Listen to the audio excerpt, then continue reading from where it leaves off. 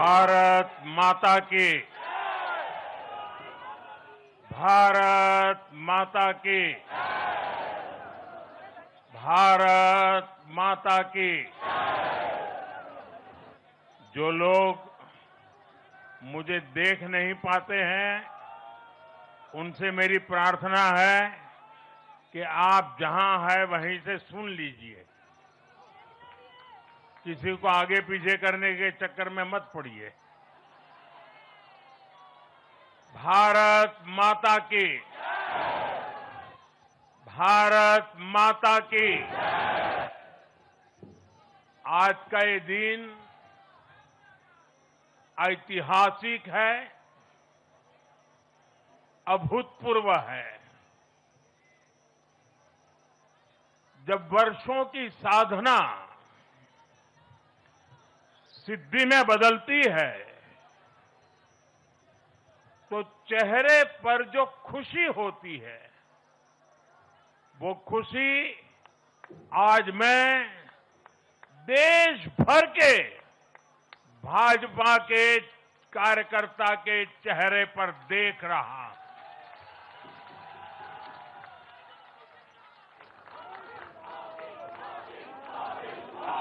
मोदी मोदी मोदी। आप वो तस्वीर नीचे रखिए, पीछे लोगों को परेशानी हो रही, नीचे रखिए, नीचे रखिए।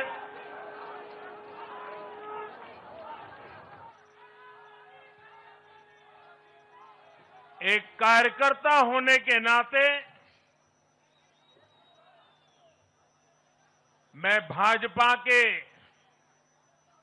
हर कार्यकर्ता की खुशी में शामिल हूं। साथियों, आज का ये दिवस कई मायनों में खास है, विशेष है।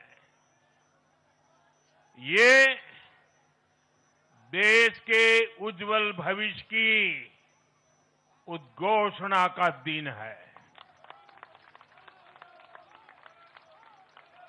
ये भरोसे का दिन है। भरोसा भारत के महान लोकतंत्र पर, भरोसा परफॉर्मेंस की पॉलिटिक्स पर, भरोसा स्थिरता के संकल्प पर, भरोसा एक भारत श्रेष्ठ भारत की भावना पर। साथियों, मैं बंगाल की जनता का, असम की जनता का, पुडुचेरी की जनता का, तमिलनाडु और केरलम की जनता का आज आदरपूर्वक नमन करता हूं। मैं उन सबको वंदन करता हूं। मैं आज बीजेपी के कोटि कोटि कार्यकर्ताओं का भी हृदय से अभिनंदन करता हूं।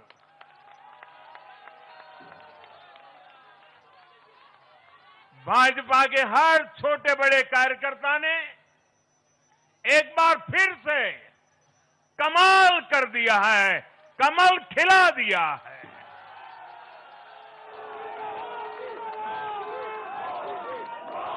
आपने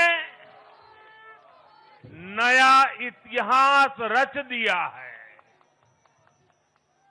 साथियों, भारतीय जनता पार्टी के अध्यक्ष श्री नितिन नवीन जी द्वारा अध्यक्ष पद संभालने के बाद ये पहले विधानसभा चुनाव थे। इन चुनावों में पार्टी कार्यकर्ताओं का, हर कार्यकर्ता को उनका जो मार्गदर्शन मिला, वो मार्गदर्शन इस विजय में बहुमूल्य रहा है। साथियों, आज विभिन्न उपचुनावों के परिणाम भी अत्यंत उत्साहजनक रहे हैं। महाराष्ट्र, गुजरात, नागालैंड और त्रिपुरा में जो उपचुनाव हुए उसमें हमारे उम्मीदवारों को जनता जनार्दन ने आशीर्वाद दिया और इन राज्यों में भी जीत गए। एनडीए की नेता महाराष्ट्र की उप मुख्यमंत्री सुनेत्रा पवार जी ने भी बड़ी जीत दर्ज की है। मैं इन सभी राज्यों की जनता का उनके समर्थन के लिए हृदय से आभार व्यक्त करता हूं। साथियों,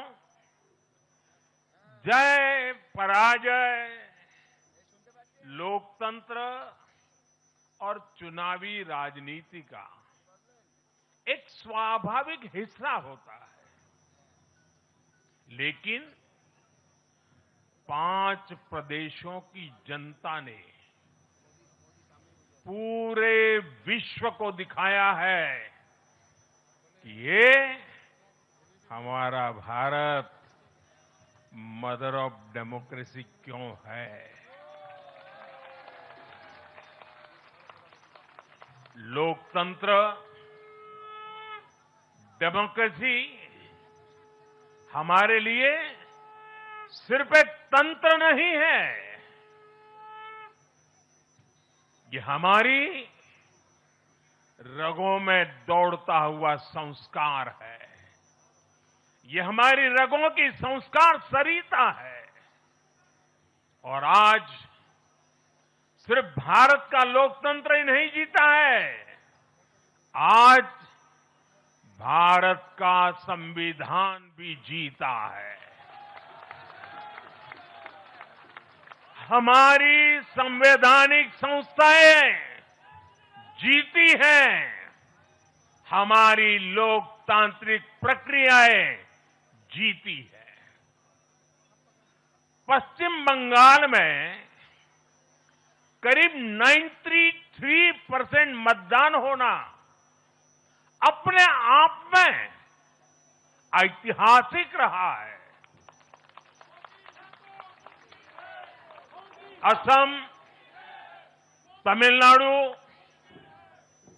पुडुचेरी और केरलम में भी मतदान के नए रिकॉर्ड बने हैं। इसमें भी महिलाओं की भागीदारी बहुत अधिक रही है। ये भारतीय लोकतंत्र की सबसे उजली तस्वीर बन रही है। साथियों, मैं आज चुनाव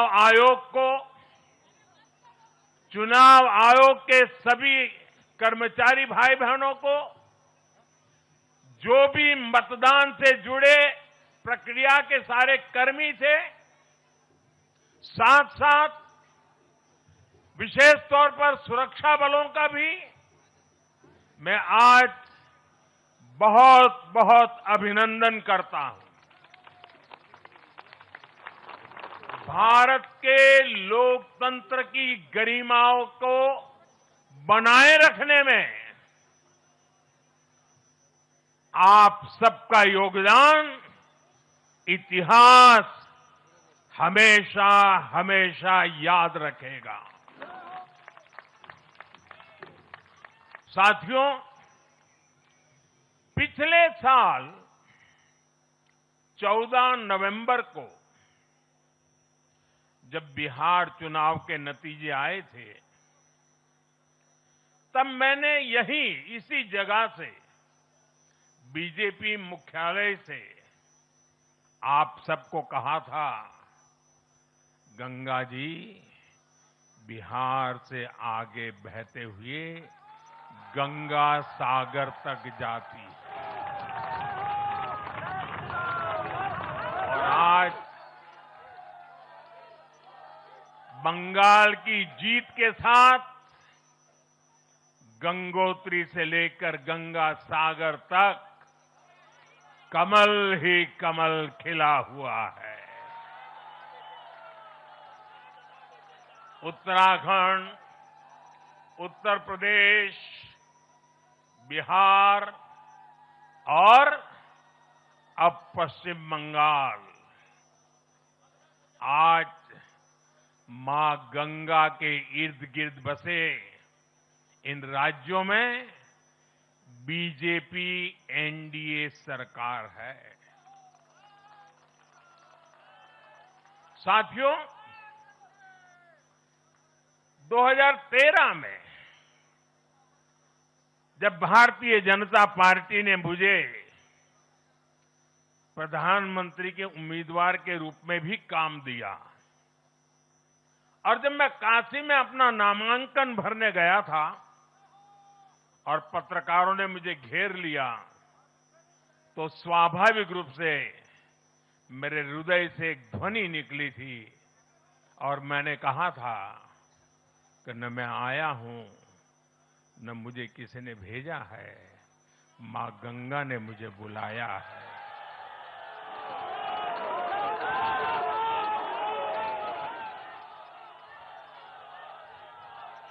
और आज मैं हर पल अनुभव कर रहा हूं कि मां गंगा के आशीर्वाद निरंतर हम सब पर अपनी कृपा बरसा रहे हैं। साथियों, गंगा जी के साथ साथ ब्रह्मपुत्र का भी हम पर बहुत आशीर्वाद रहा है। मां कामाख्या का आशीर्वाद रहा है। असम की जनता ने लगातार तीसरी बार बीजेपी एनडीए पर भरोसा किया है।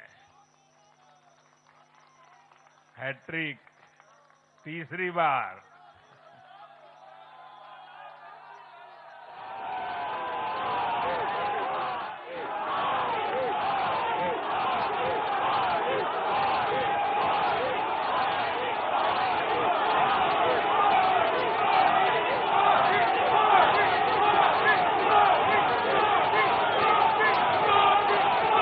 ये असम के इतिहास की बहुत बड़ी घटना है।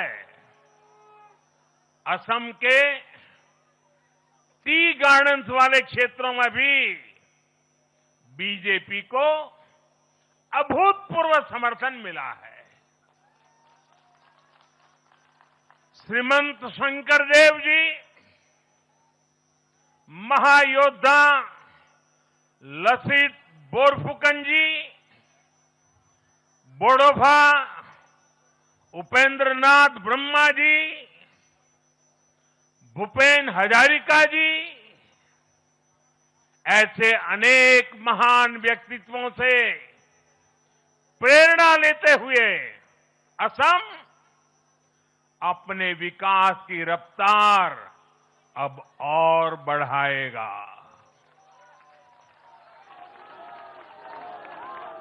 साथियों,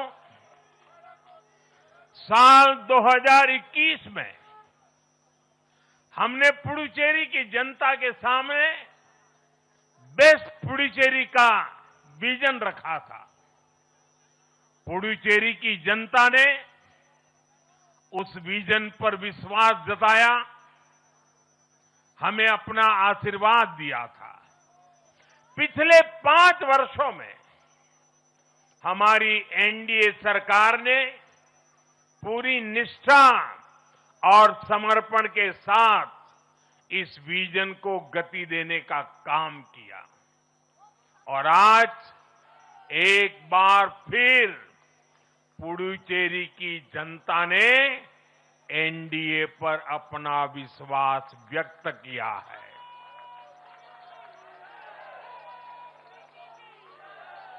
मैं पुडुचेरी के युवाओं को, मेहनती फिशरमैन साथियों को भी विश्वास दिलाता हूं, एनडीए सरकार आपके उज्जवल भविष्य के लिए निरंतर काम करती रहेगी।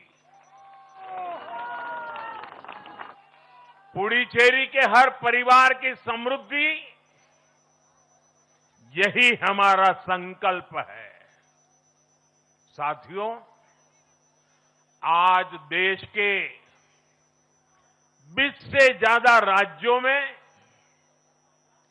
भाजपा एनडीए की सरकारें हैं। हमारा मंत्र है नागरिक देवो भव। हम जनता की सेवा में जुटे हुए हैं और इसलिए जनता भाजपा पर ज्यादा से ज्यादा भरोसा कर रही है। जनता साफ देख रही है, जहां भाजपा वहां गुड गवर्नेंस, जहां भाजपा वहां विकास। आप बीते 2 साल के ट्रेंड को देखिए। हरियाणा में लगातार तीसरी बार बीजेपी सरकार बनी। महाराष्ट्र में बीजेपी की जोरदार विजय हुई। दिल्ली में अभूतपूर्व जीत हासिल हुई। बिहार में भी हमें पहले से बड़ी विजय मिली। कार्यकर्ता को संदेश दिया था कि देश के लिए जीना है और देश के लिए मरना है। उन्होंने अपने जीवन से साबित किया कि राष्ट्र सर्वोपरि का मंत्र लेकर चलने वाले अपना जीवन देने में एक पल का भी संकोच नहीं करते। साथियों, डॉक्टर मुखर्जी ने पश्चिम बंगाल को भारत का हिस्सा बनाए रखने के लिए एक बड़ी लड़ाई लड़ी थी। उन्होंने जिस सशक्त और समृद्ध बंगाल का सपना देखा था, वो सपना कई दशकों से पूरा होने का इंतजार कर रहा था। आज 4 मई 2026 को बंगाल की जनता ने हम भाजपा कार्यकर्ताओं को वो अवसर दिया है। साथियों, बंगाल के भाग्य में आज से एक नया अध्याय जुड़ गया है।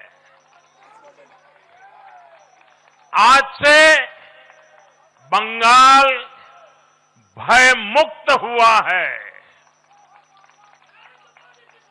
विकास के भरोसे से युक्त हुआ है।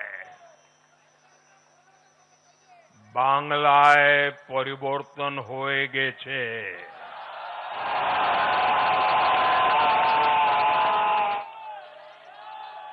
साथियों, इस जीत के साथ साथ वंदे मातरम के 150वें वर्ष में भारत माता को और ऋषि बंकिम जी को बंगाल के लोगों ने अपना सादर नमन प्रेषित किया है।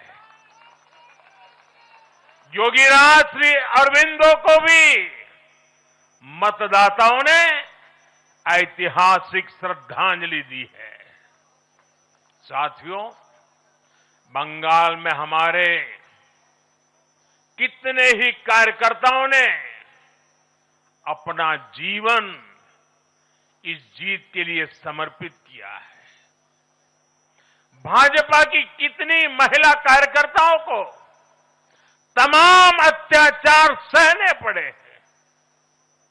आप कल्पना नहीं कर सकते कि केरल में और बंगाल में भाजपा के हर कार्यकर्ता को कितनी मुसीबतें झेलनी पड़ी है, उन पर कितने जुल्म हुए हैं, कितने अत्याचार हुए हैं। मैं आज बंगाल में भारतीय जनता पार्टी की सफलता का श्रेय ऐसे सभी कार्यकर्ताओं को, उनके परिवारों को देता हूं। मैं जीत बंगाल की जनता को समर्पित करता हूं।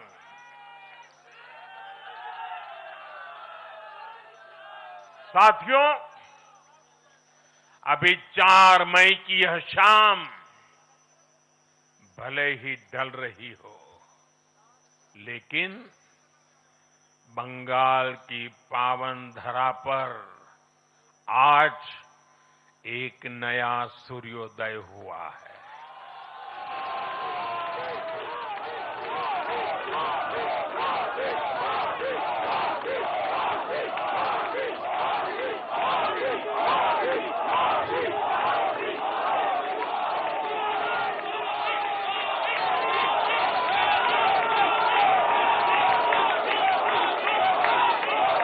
एक ऐसा सवेरा,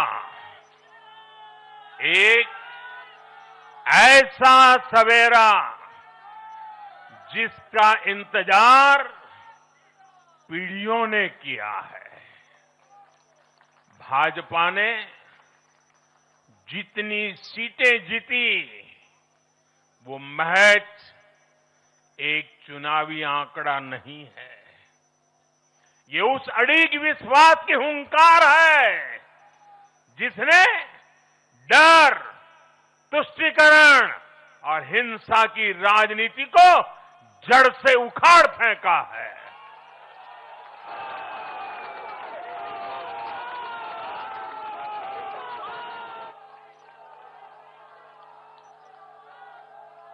साथियों,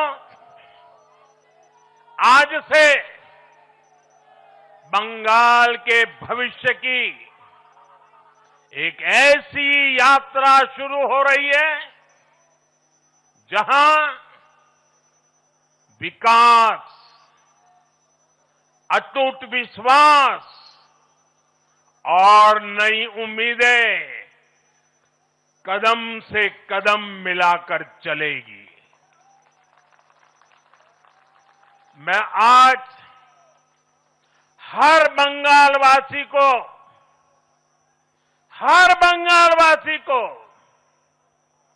भरोसा देता हूं, बंगाल के बेहतर भविष्य के लिए भाजपा दिन रात एक कर देगी। बंगाल में अब महिलाओं को सुरक्षा का माहौल मिलेगा, युवाओं को रोजगार मिलेगा, पलायन रुकेगा।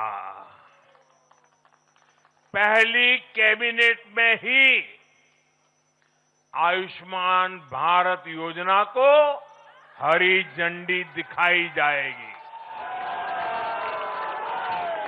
और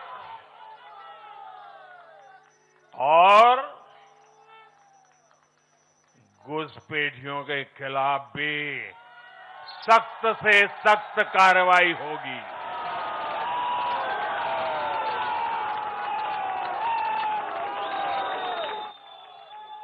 साथियों, इस महाविजय की दहलीज पर खड़े होकर हम गुरुदेव टैगोर को भी याद कर रहे हैं। 25 बैशाख 9 मई का दिन दूर नहीं है। हमारा संकल्प भी वही होना चाहिए जो उनका स्वप्न था। एक ऐसा परिवेश जहां मन भय मुक्त हो और सिर ऊंचा हो। और बीजेपी बंगाल में ऐसा भय मुक्त वातावरण बनाकर दिखाएगी, ये मोदी की गारंटी है।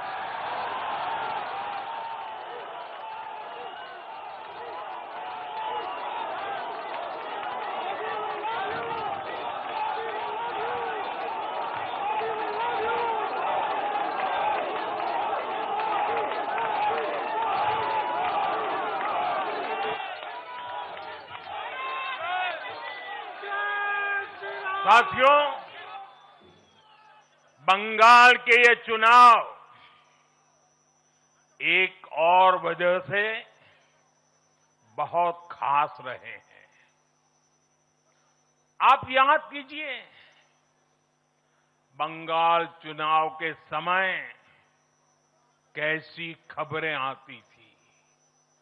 हिंसा, डर और निर्दोष लोगों की मौतें। लेकिन इस बार पूरे देश ने एक नई खबर सुनी। पश्चिम बंगाल में शांतिपूर्ण मतदान हुआ। पहली बार ऐसा हुआ कि चुनावी हिंसा में एक भी निर्दोष नागरिक की जान नहीं गई। लोकतंत्र के इस महापर्व में बंदूक की आवाज नहीं, जनता जनार्दन की आवाज गूंजी। पहली बार डर नहीं, लोकतंत्र जीता है। साथियों, आज जब बंगाल ने परिवर्तन के नए दौर में प्रवेश किया है, तो मैं बंगाल के हर राजनीतिक दल से एक आग्रह भी करना चाहता हूं। बंगाल में बीते दशकों में राजनीतिक हिंसा की वजह से न जाने कितनी जिंदगियां बर्बाद हो चुकी है। मेरा स्पष्ट मानना है कि आज से बंगाल की चुनावी जो आदतें फैली हुई है, उसमें बदलाव आना चाहिए।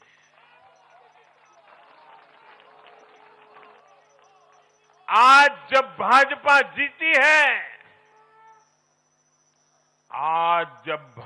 जीती है, तो बदला नहीं, बदलाव की बात होनी चाहिए।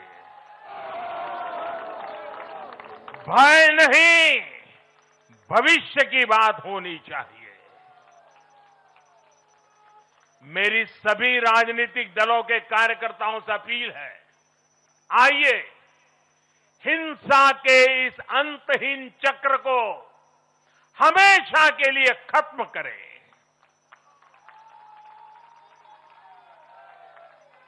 किसने किसे वोट दिया, किसे नहीं दिया, उससे ऊपर उठकर बंगाल की सेवा के लिए काम करें।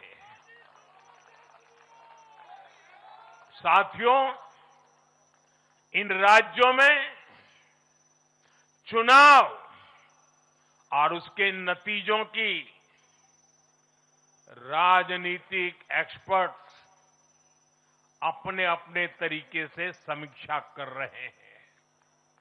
लेकिन इन नतीजों की एक और बहुत अहम बात है, इनकी टाइमिंग। आप देख रहे हैं कि जब इन राज्यों में जनता वोट डाल रही थी, तो इसी दौरान विश्व में क्या कुछ नहीं चल रहा था। जगह जगह युद्ध के सायरन बज रहे थे। अस्थिरता और अराजकता का माहौल रहा। वैश्विक अर्थव्यवस्थाएं संकट में दिखी और उस दौरान भारत का जन जन स्थिरता के लिए वोट दे रहा था। साथियों, आज पश्चिमी एशिया में चल रहे संकट का पूरे विश्व पर बुरा असर पड़ा है, लेकिन भारत पूरे सामर्थ्य से इस संकट का सामना कर रहा है।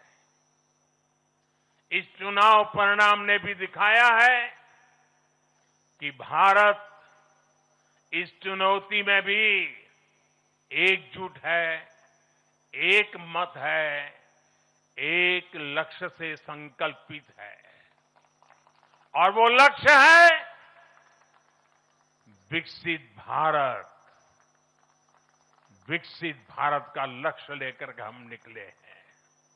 साथियों, विकसित भारत के संकल्प की सिद्धि में पूर्वोदय का बहुत बड़ा महत्व है। जब भारत समृद्ध था, आर्थिक, राजनीतिक और सांस्कृतिक सामर्थ्य के चरम पर था, तो उसके 3 मजबूत स्तंभ थे। ये स्तंभ थे अंग। अंग यानी आज का बिहार, बंग यानी आज का बंगाल, और कलिंग यानी आज का उड़ीसा।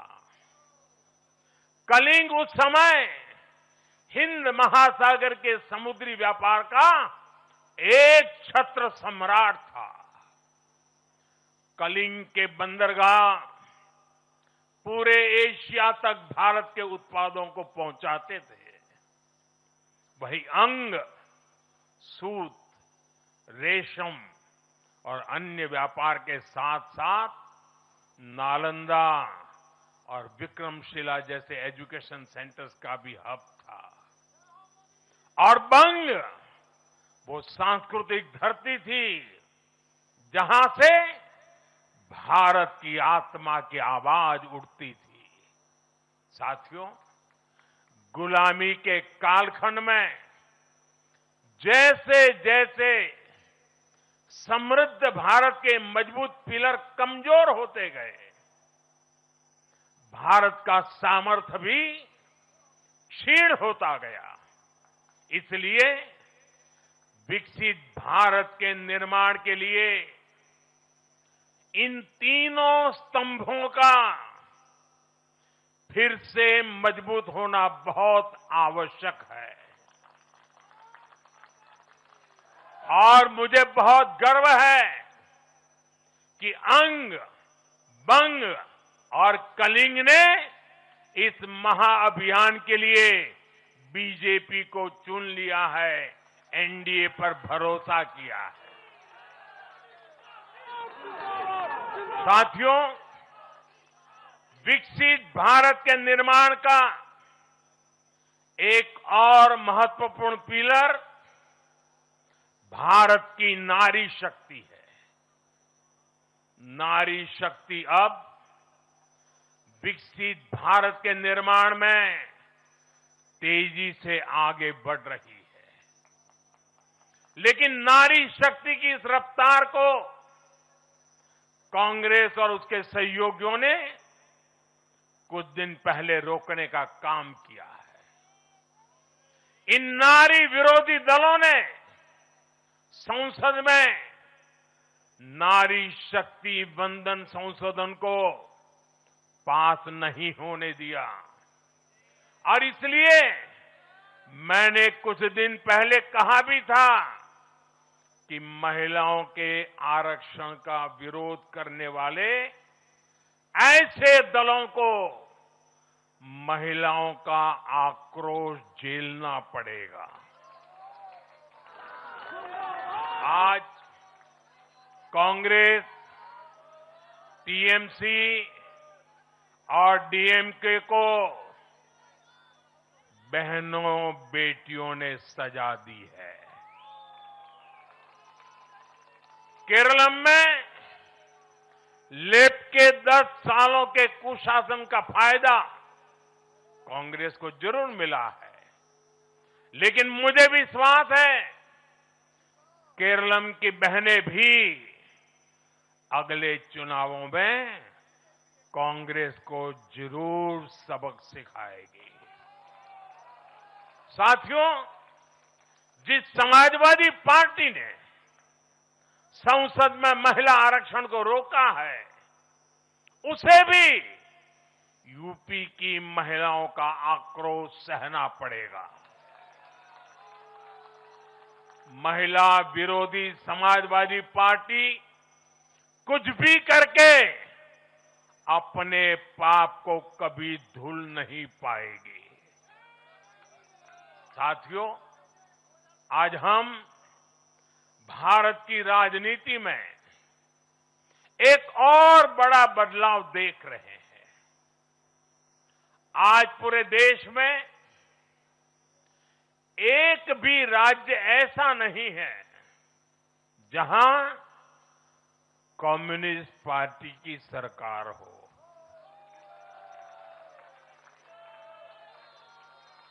एक भी नहीं है।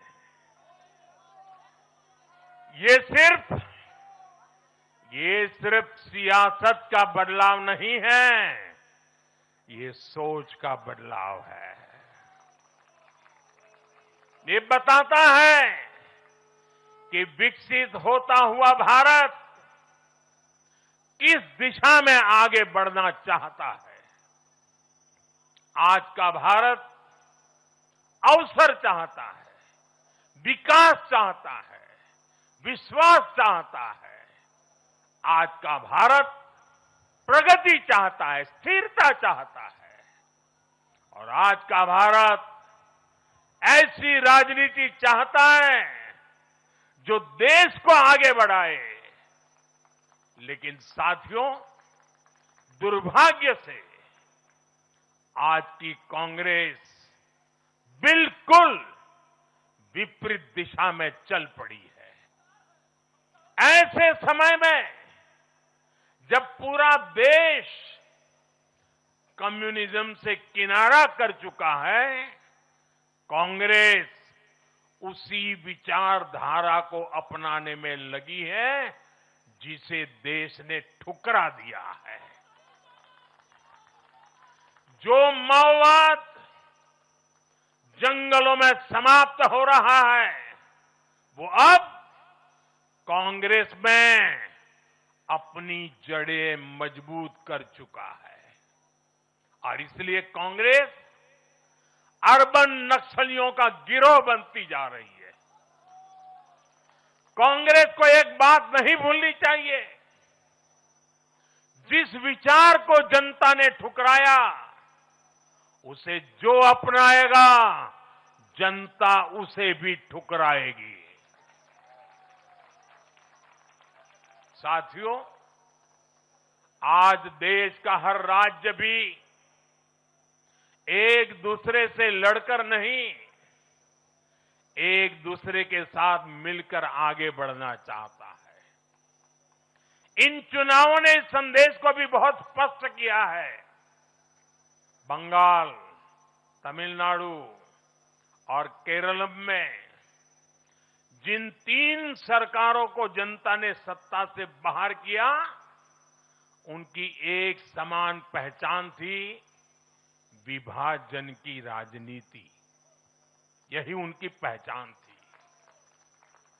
उनकी राजनीति जोड़ने की नहीं, तोड़ने की थी।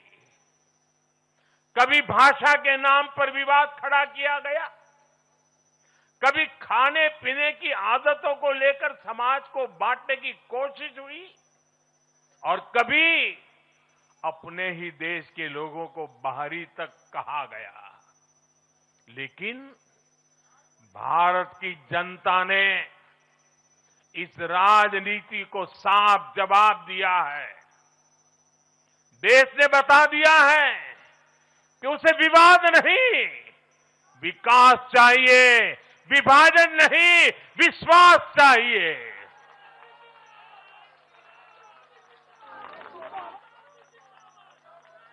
साथियों, आजादी के बाद कांग्रेस ने देश के करीब करीब हर राज्य में सरकारें बनाई। ये आजादी के आंदोलन का जो इमोशंस था, उसका उनको लाभ मिला था, उसमें से उपजा हुआ जनादेश था। लेकिन जैसे जैसे आजादी के आंदोलन का इमोशन से आगे निकल करके देश धरातल के काम पर लौटा, वैसे वैसे कांग्रेस जनता का भरोसा खोती चली गई। बीते दशकों में देश ने युवाओं की अनेक पीढ़ियां जोड़ी है, लेकिन कांग्रेस घटती ही चली गई है। कांग्रेस देश की संस्कृति को नहीं समझ पाई, देश की संवेदनाओं को समझ नहीं पाई। कांग्रेस एस्पिरेशंस की राजनीति जानती ही नहीं है। साथियों, बीजेपी के लिए भारत और भारतीयता के भाव से बड़ा और कुछ भी नहीं है। हमारे लिए भारत सब कुछ है, भारतीयता सब कुछ है। और बीजेपी सिर्फ नेशनल पार्टी है, इतना ही नहीं है, ये रीजनल एस्पिरेशन से नेशनल एम्बिशंस को पूरा करने वाली पार्टी है। इसलिए बीजेपी अपने विचार, विजन और विकास के विश्वास पर खरा उतरकर देश की पसंद बन रही है, जनता जनार्दन के आशीर्वाद प्राप्त कर रही है।